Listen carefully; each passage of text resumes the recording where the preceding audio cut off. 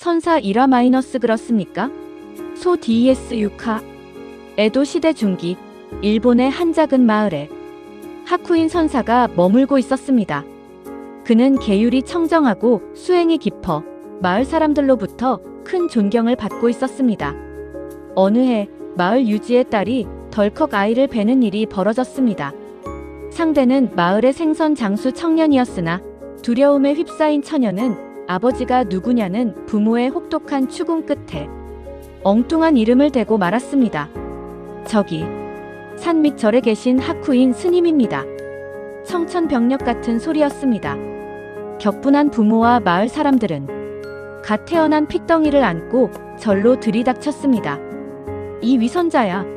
겉으로는 거룩한 척하더니 이 아이가 내 놈의 자식이란 말이냐? 온갖 욕설과 비난이 쏟아졌습니다.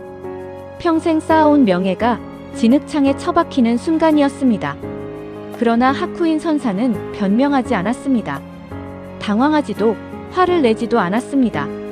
그저 아이를 물끄러미 바라보며 나직이 되물었을 뿐입니다. 아, 그렇습니까? 그날부터 선사의 삶은 완전히 달라졌습니다. 존경의 대상에서 파괴승으로 추락한 그는 젖동량을 하러 마을을 돌았습니다. 사람들은 그에게 돌을 던지고 침을 뱉었습니다. 더러운 중이 어딜 기웃거려. 선사는 묵묵히 그 모욕을 받아내며 얻어온 젖으로 아이를 정성껏 먹이고 돌보았습니다. 비바람이 몰아쳐도 손가락질이 쏟아져도 그는 아이를 품에 안고 덤덤히 하루를 살았습니다. 그렇게 1년의 시간이 흘렀습니다. 아이를 떠나보낸 죄책감과 스님에 대한 미안함을 견디다 못한 처녀가 마침내 진실을 털어놓았습니다. 사실 아이의 아버지는 스님이 아닙니다.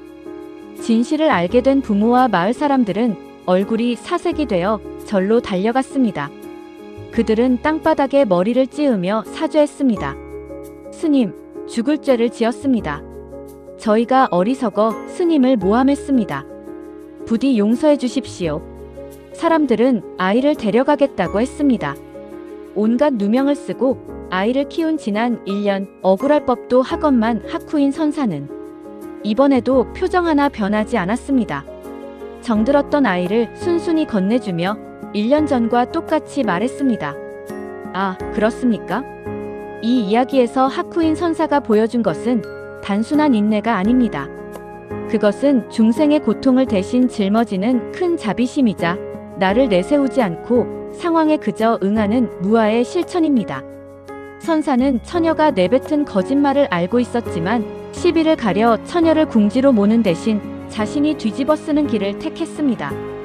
그렇습니까? 는 비난을 긍정한 말이 아닙니다. 두려움에 떨고 있던 한 중생과 이제 막 태어난 생명을 살리기 위해 비난조차 기꺼이 감당하겠다는 자비의 응답이었습니다.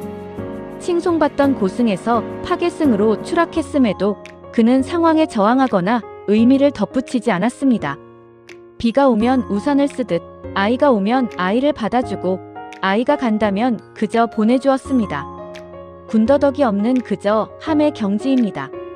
보통 사람은 칭찬을 들으면 기뻐하고 비난을 들으면 분노합니다. 나의 명예, 나의 결백이라는 나가 굳건히 서 있기 때문입니다. 그래서 상황에 따라 마음이 이리저리 흔들립니다. 그러나 선사에게는 그 고정된 나라는 착각이 없습니다. 욕을 먹는 나도, 칭송을 듣는 나도 실체가 없는 허상임을 알기에 진흙탕에 굴러도 더러워지지 않고 온갖 비난에도 흔들림이 없습니다. 거울이 붉은 꽃을 그대로 비추다가 꽃이 사라지면 아무 흔적도 남기지 않듯 그의 마음에는 어떤 찌꺼기도 머물지 않았습니다. 그렇습니까? 소데스까? 이 한마디는 세상의 온갖 파도 속에서도 흔들리지 않는 나를 완전히 비워낸 자만이 낼 수 있는 조용한 사자후입니다.